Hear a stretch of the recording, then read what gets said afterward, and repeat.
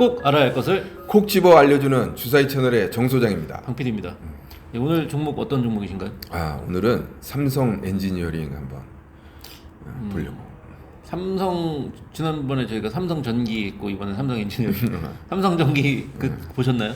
그 봤지. 우리 손목 걸었잖아요. 네, 소장님 손목 10원이 부족, 아니 100원이 부족했나 보다. 아우 다행이야. 그 한 칸 부족해가지고 못 근데 올라갔어요. 이제 앞으로 장을 지져야 될 것 같아. 그런가? 지금 장이 떨어져서 그런 거지 종목이 떨어진 게 아니야. 어떻게 보면 종목에 이슈가 있는 게 아니고 시장 상황이 지금 안 좋아서 그런 거니까 그런 차원에서 오히려 그러면 저가 매수 기회다라고 봐야겠네요. 그러니까 싸게 사는 거지. 네. 진짜 저가 매수 기회라고 봐야지. 네, 그럼. 근데 이제 뭐 계속 삼성그룹주에 대해서 얘기를 하는데 뭐 방금 전에 삼성전기 얘기했지만 그 시장이 지금 사실 조금 열악하잖아 지금 현재 상황이. 그렇군요. 연말 연초에 맞이해가지고 대주주 그 양도세 이슈도 있었고, 네. 그다음에 또 외국인이나 기관들의 어떤 이 매도세도 있었고, 네. 이런 부분들이 겹치면서 굉장히 어려운 부분이 있었는데 이 와중에도 삼성 엔지니어링을 비롯한 몇몇 종목들, 특히 경기 민감주들이 지금 올라오고 있는 상황인데 사실 나는 그렇게 생각해. 지금 그 현대제철이나 포스코 같은 철강주 지금 올라오고 있지만 그쪽은 조금 어려운 부분이 뭐냐면 탄소 그 제로 이런 거를 제로 정책이라든지 이런 부분들을 감안을 했을 때는 아무래도 지금 올라가는 부분이 물론 엄청나게 싼 건 맞아. 엄청나게 싼 건 맞지만 또 그만큼 불과 뭐 한 5년 10년 사이에 그 가지고 있는 설비 전체가 바꿔야 되는, 지금 현재 이런 수익성을 내주는 설비가 이게 지금 계속 쓸 수 있으면 모르는데 이걸 바꿔야 된단 말이야. 그러니까 문제가 되는 거고. 근데 재밌는 건 뭐냐면 삼성 엔지니어링 같은 경우에는 이렇게 바꿔야 되는 그 설비들을 만들어주는 회사란 말이야. 그러기 때문에 이 지금 현대제철 뭐 그리고 또 정유, 화학, 그 다음에 발전 이런 설비들을 교체를 해야 되는데 수익성이 좋다고 지금 방금 전에 얘기했잖아. 엄청난 수익성이야. 내가 그 PER이나 이런 거 보면 3배, 4배 이래. 진짜 한번 내용 한번 살펴보면 방 PD도 아니 이 대형주가 이럴 수가 있나? 이런 생각이 들 정도로 어마어마해. 포스코, 현대제철 한번 보라. 근데 중요한 부분은 뭐냐면 이러한 그 수익성을 이게 본인 그 현대제철이나 포스코에서 갖는 게 아니라 이제 이건 누구한테 줘야 되는 거야. 네. 왜? 설비를 바꿔야 돼. 그래서 그게 이제 삼성 엔지니어링이 되는 거지. 삼성 엔지니어링이 플랜트. 그렇지. 화공 이제 특히 세계적으로 암모니아 관련된 플랜트에는 이 삼성 엔지니어링이 그 기술력을 인정받고 있는 그런 회사고. 그러니까 우리가 암모니아 저번에 수소 얘기하면서 암모니아에 대해서 공부를 좀 했었잖아. 그래서 굉장히 지금 그 미래 기술이라고 할 수 있는 그런 부분에 강점을 가지고 있는 회사고, 내가 이제 삼성 엔지니어링을 가져온 이유는 단기적으로도 굉장히 유명하다고 보는 거야. 무슨 소리냐면 지금 현대 엔지니어링이 현대 건설의 이제 자회사로 되어 있는데 이 부분이 이제 2월 달에 상장을 하게 돼 있어.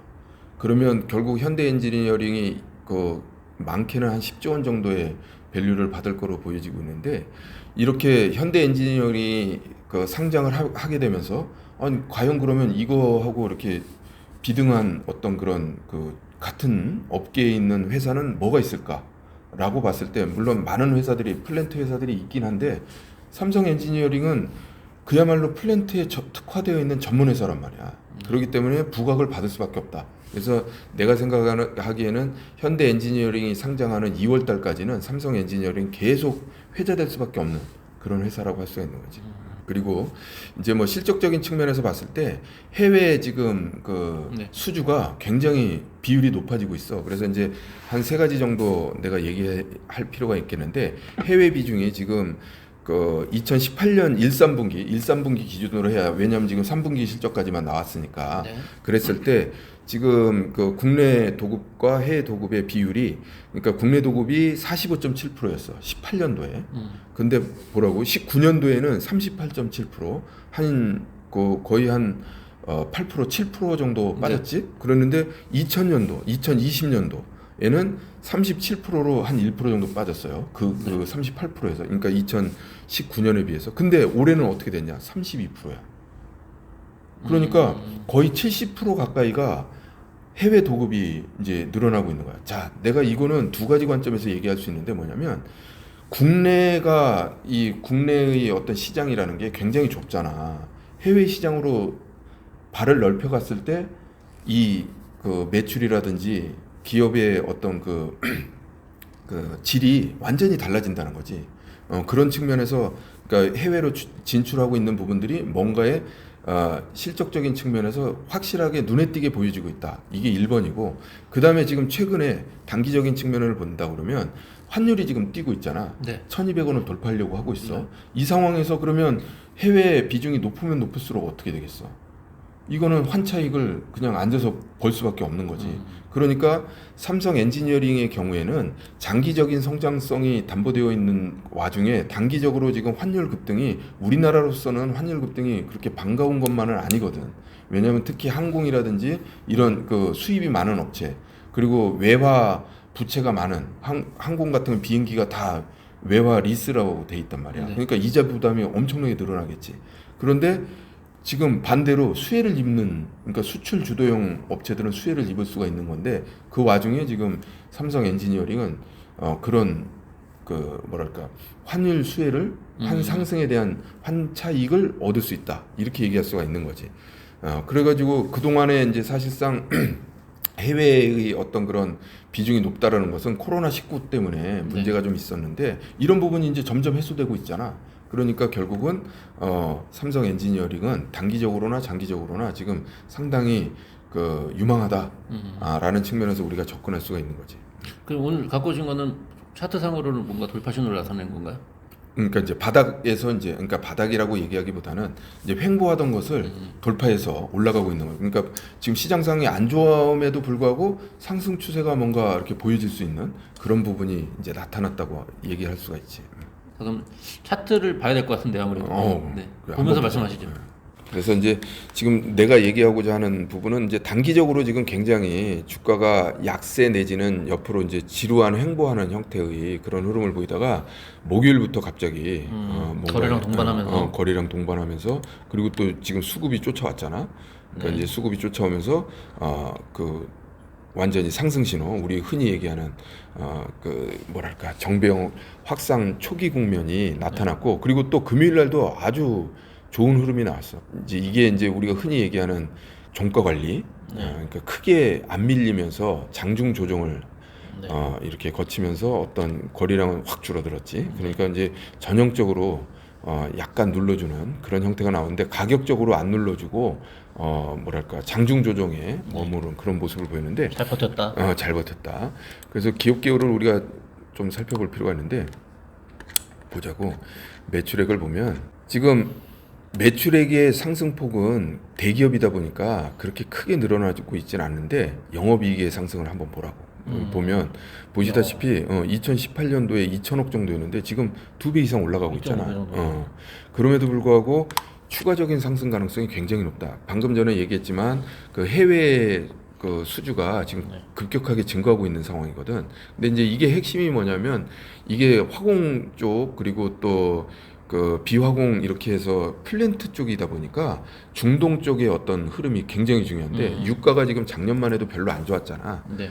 근데 지금 이번 올해 들어서 지금 80불 이상을 유지하고 있는 상황이니까 추가적인 그 중동에서의 어떤 플랜트 수주 가능성이 굉장히 높다 이렇게 말할 수가 있는 거고 이제 참고 삼아서 얘기하자면 지금 우리나라 그 해외 건설 플러스 플랜트 쪽으로 해서 1위가 어디냐면 삼성물산이야. 1위가 삼성물산 5조가 넘었더라고. 그리고 2위가 삼성 엔지니어링이야. 삼성이 다 해먹네요. 근데 이게 재밌는 게 뭐냐면 삼성물산은 건설을 포함이란 말이야. 건물이나 이런 부분 그리고 토목 이런 걸 포함이지만 이 삼성 엔지니어링은 그냥 오로지 순수하게 플랜트만 가지고 2위야. 우리나라. 3위가 누구냐면 현대건설. 그리고 4위가 현대엔지니어링. 아까 현대엔지니어링 잠깐 얘기했지만 그렇기 때문에 우리나라에서 양대 그룹이라고 할 수 있는 삼성그룹과 현대차 그룹이 지금 어떻게 보면 해외 이 부분에 대해서 그 우리나라 시장은 우리나라 기업들 중에 장악하고 있는데 지금 현재는 실질적으로 지금 삼성물산과 삼성엔지니어링이 1, 2위를 갖췄다. 그러면 실질적으로 지금 매출액이나 이런 부분도 수주 물량은 충분하게 확보되어 있고, 그 다음에 유가가 지금 높은 상황이니까 뭐 저가 수주 이런 염려가 없단 말이지. 그러니까 지금 뭐 차트를 보는 상황에서 요 재무 얘기를 하고 있지만, 이런 측면에서 그 향후의 어떤 실적적인 부분은 충분히 믿을만 하다 이렇게 얘기할 수가 있는 거고, 장기적인 관점에서 보면 주봉이나 이런 걸 보면 고가 때, 그러니까 이게 지금 삼성 엔지니어링이 뭐 때문에 올랐냐면 아까 전에 얘기했지만 암모니아 관련해 가지고 앞으로 수소 생태계에서 아주 중요한 역할을 할 것이다, 이런 측면으로 지금 올라 있는 상황이거든. 그래서 이제 최소한 단기적으로는 아까 얘기했다시피 현대 엔지니어링이 상장하는 그 이슈로 인해서 최소한 정고점 부근까지는 충분히 올라간다, 단기적으로라도. 네.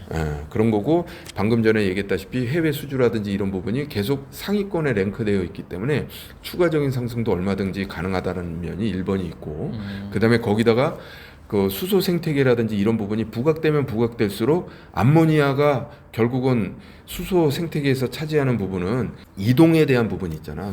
그 수소를 이동하려면 방법이 없는데, 왜냐면 워낙 극저온에서 네.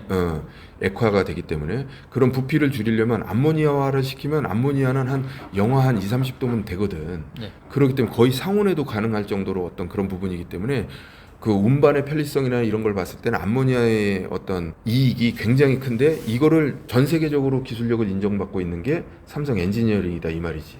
야, 암모니아 관련돼 있는 뭐 뉴스만 나오면 그냥 바로 삼성 엔지니어링을 을 떠올릴 수밖에 없는 거야, 어떻게 보면. 그렇기 그러네. 때문에 차트상으로도 지금 단기적인 측면에서도 의미가 있고, 장기적인 측면에서 봤을 때도 또 성장성이 담보되어 있는 그런 종목이다, 이렇게 얘기할 수가 있는 거지. 네. 야, 오늘 또 좋은 종목 하나 또 알게 된 것 같아요. 삼성 엔지니어링. 네. 이렇게 성장성을 갖고 있는 회사인지 몰랐는데, 예. 아지넥스텍만큼 괜찮은 회사 같습니다. 아이, 왜 이래. 그 성장률로만 따지면 아지넥스텍이 훨씬 좋은 거고, 이제 다만 얘기한 대로 삼성 엔지니어링도 대기업이지만 의미가 있는 그런. 그런 것 같아요. 아지넥스텍은 이제 병아리니까 닭이 돼야 되는 거고, 삼성 엔지니어링은 닭이니까 알을 낳을 수 있는 거죠. 야, 역시 언어의 마술사. 네. 그런 뭐 성장성이라는 게 방향이 다른 거지. 이제 나는 이제 닭이 되면 이 뭐랄까, 이익이 더 크다. 우리는 어차피 정해진 금액을 투자를 하잖아. 왜냐면 그만큼 닭이 되는 동안에 이미 삼성 엔지니어링은 많이 투자가 되어 있으니까. 그러네. 아무튼 뭐 삼성 엔지니어링 괜찮은 것 같아요. 저는 월요일날 아마 오전부터 굉장히 관심 있게 봐야 될 것 같은. 네. 그러니까 이제 지금 시장 상황이 좀 어렵지만 경기 민감주가 지금 주목을 받고 있는 상황이니까, 그러면 이왕이면 경기 민감주 들어가면 어떤 게 좋을까라고 했을 때 한번 관심을 가져보는 것도 좋지 않을까. 네. 결국 주식은 저는 그렇게 생각해요. 결국은 상승한다. 우상향. 결국은 상승한다고 생각해요. 근데 언제까지고 상승만 하는 것은 아니다. 당연히 하락을 동반한 상승을 한다라고 생각하기 때문에 저는 하락할 때마다 드디어 하락을 하는구나라고 생각해요. 그러니까 이제 왜 하락하지가 아니라 자, 드디어 하락을 하는구나. 그럼 나한테 한 번 더 기회를 주겠구나. 이렇게 생각을 긍정적으로 생각하면서 투자에 접근하다 보니까 멋진. 하락이 반갑습니다. 저는. 역시 투자의 고수는 마인드가 다릅니다. 긍정적으로. 어차피 올릴 거라고 생각하는 거죠. 근데 안 오르는 게 제일 무섭다니까. 옆으로 가는 게 제일 무서워요. 이 방향이 있으면 차라리 그래도 하겠는데, 네. 옆으로 가는 건 공매도도 필요 없는 거거든요. 의미가 없지. 네, 그게 가장 무섭습니다. 그러니까 지금은 오히려 괜찮은 거예요. 하락하고 상승하는 게 뚜렷하게 보이는 시장은 정말 괜찮은 거고, 네. 언제가 될지 모르겠습니다만은 옆으로 가는 시장이 생기는 순간은 진짜 지루하고 재미없고. 네. 자, 여러분, 방 PD는 아주 재밌답니다. 네, 재밌습니다. 하락이 재밌습니다. 놀리는 건 아닙니다. 네. 그럼 이렇게 마치는 걸로 하고 다음 시간에 또 다른 종목을 들고 찾아뵙겠습니다. 수고하셨습니다. 감사합니다. 저희 주사위 채널은 종목 추천이 아닌 정보 제공을 목적으로 합니다. 해당 종목의 투자로 인한 책임은 투자자 본인에게 있습니다. 방송 중에 다루는 내용은 증권사, 경제연구소, 시장조사기관, 사업보고서 등의 자료를 참고하여 제작되었습니다.